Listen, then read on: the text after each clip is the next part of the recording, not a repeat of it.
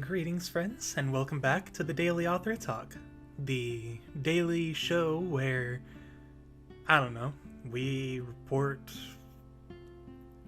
feelings and talk about stuff. I don't know how to do a show, guys. I've been on YouTube for like 14 years at this point, and I still don't know. Has it been 14 years? I was 14 years old when I started, so it's been almost 12 years. Hey, I was close, just 2 years off. That's okay. But my point is, I've been at this gig for a long time and still don't know what I'm doing. I feel like the same can be said for most people, to be honest. Most of us don't really know what we're doing. And if you think you know what you're doing, you're probably lying to yourself. So yeah, we'll just get that nice hot take out of the way. Either way, I'm always happy to be back. I don't know why I said it. I was trying to say it is always good and I am always happy, and then ending both sentences with to be back, and I am apparently very bad at that. I am an author who cannot grammar good. That is just my life, and yeah, I guess that's just how the cookie crumbles. But how are you guys doing today? You guys doing good? You guys doing bad? Regardless of what state of mind you're in, you're all welcome here. This is always just a nice chill space for us to hang out, and I hope you guys can enjoy it, and yeah, just enjoy your time here, and, you know, enjoy whatever game is on the screen. I don't know what video game I'll be playing during the, or for the overlay of these episodes, but there will be gameplay footage of some sort, likely me being terrible at a game, and you guys will get to have fun watching that, while me from the past will not know what me from the future past will be doing. Did that sentence make sense? It made sense in my brain, but I'm not entirely sure if it made much sense to you guys. But either way, I feel like that's okay. I'm bad at video games, we all know this, and that's why I don't do Let's Plays right now. I will probably do some again at some point because I'm very fickle with what I do about on YouTube, but I want to give this daily author talk thing a try for at least a month and a half and see how much I enjoy doing it. And if I enjoy it, then we'll probably keep going. And if you guys enjoy it, then we'll definitely keep going. But anyway, let's kind of get to the topic that I wanted to talk about today. And that topic is a bit more of a serious one compared to what we talked about in the first couple episodes. That topic being social media addiction. This is something that's kind of been on my radar for a little while, because it's something I know that I suffer from personally. You know how many times I've uninstalled and reinstalled Twitter to my phone? You know how many times I've reinstalled Facebook just to check something that, someone close to me posted so I can check it out, and then I end up keeping it on my phone and then scrolling on it even though it doesn't make me happy? That's something I kind of wanted to talk about today. Alright, sorry about that. There was a big old truck that just passed by, so I wanted to make sure it was gone before I kept talking, so I could cut that background noise out. Anyway, social media addiction is something I think a lot of us suffer from, and I just kind of wanted to talk a bit about the cause and how to alleviate it. I think the reason we get so addicted to social media, or I guess instead of speaking in a broad term, I'll talk about my own personal circumstances. So, we're gonna get a little deep dive into the life of the author here.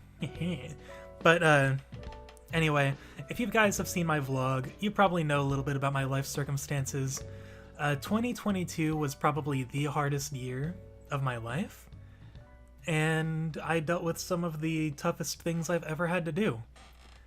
You know, in between switching jobs, in between moving from one house to another, all sorts of crazy stuff that I've never had to deal with myself before, and then all of a sudden I'm an adult, and I'm like, oh, crap, I'm the one who has to deal with this stuff. I just kind of get petrified and things like that. And then, on top of that, I think there is some residual anxiety from last year that bled into my life this year, and things just haven't exactly been all that great. You know, I have a place to live, things like that. It's not exactly luxurious or anything, but it's a place to live. I've got a roof over my head, I've got electricity, running water, I've got a bed. I've got a lot to be thankful for. But at the same time, I've just kind of fallen into a state of isolation. Especially once Kayla moved back to Ohio for, reasons I don't feel comfortable discussing on the show. I mean, it's not really anything big or anything like that. It's like, we're still together. We didn't break up or anything. But they had to move back to Ohio, and I'll be following them at some point. But I'm still here, and didn't realize how much I heavily relied on Kayla's presence. So once Kayla was back at Ohio, I just found myself in a state of isolation. I didn't want to leave my room. I didn't want to talk to anyone, because we are living with people, and I didn't want to talk to anyone that we lived with and stuff like that, and it got really bad.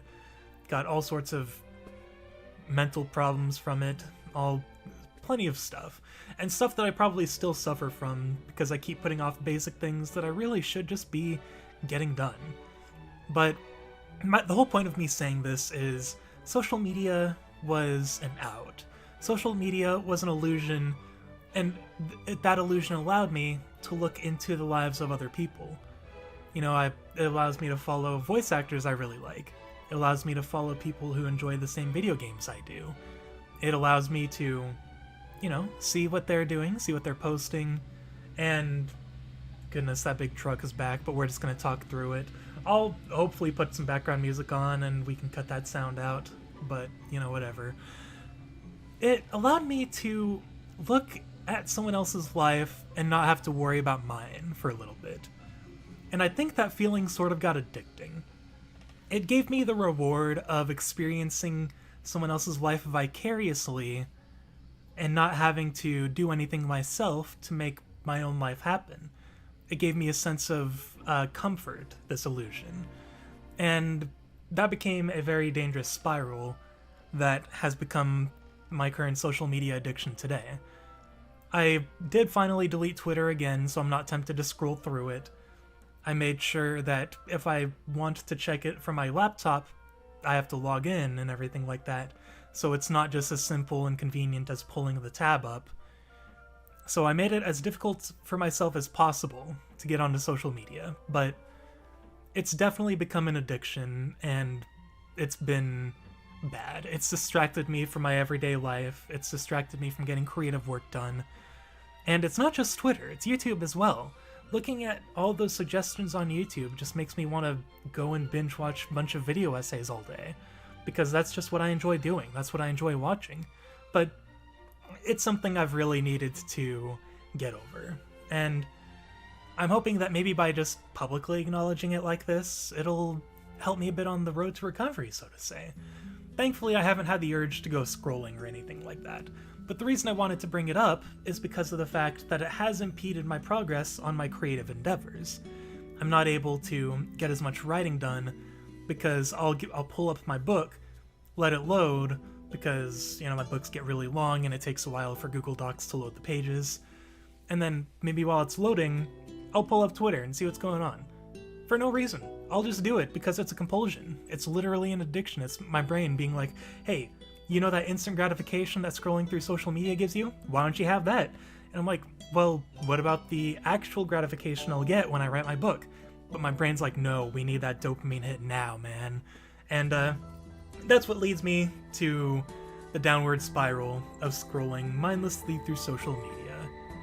And I'm hoping to stop that, hopefully soon.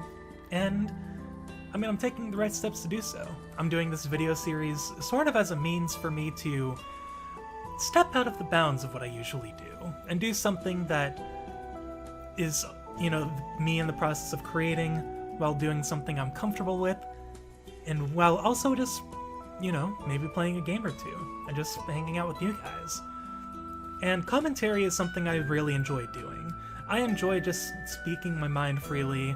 I have no issues with talking, unless my voice gets all tired and stuff, which is very well possible. That happens all the time. But, I just want to make my life mine. I don't want to let social media control it.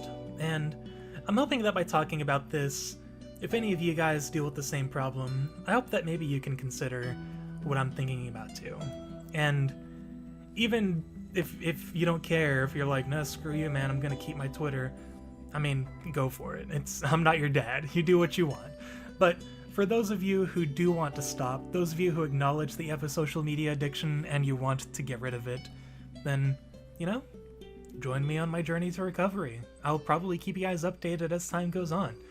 But this is the third episode in a row I'm recording on a single day, so there's only so much I can do in terms of updating you guys, you know, about my own personal life. So I'm just kind of talking to you guys about whatever topic comes to mind the moment I hit that record button. But I hope you guys got something out of this. Social media is designed to be addictive. It's designed to keep us scrolling, to keep us clicking. That's how they make their money. So, you know, maybe just keep that in mind. Social media is an illusion. It's not your actual life. It's not the actual lives of people posting on there. I mean, there are actual people behind the screen. Don't take that as an excuse to be, you know, oh, internet's anonymous. I could say whatever bullcrap I want. No, don't do that. Still be kind to people. If you are going to use social media, use it as a platform for kindness, not for hate. And, I don't know. Drink coffee or something.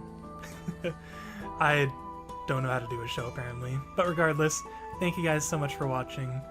And, I'll see you guys next time.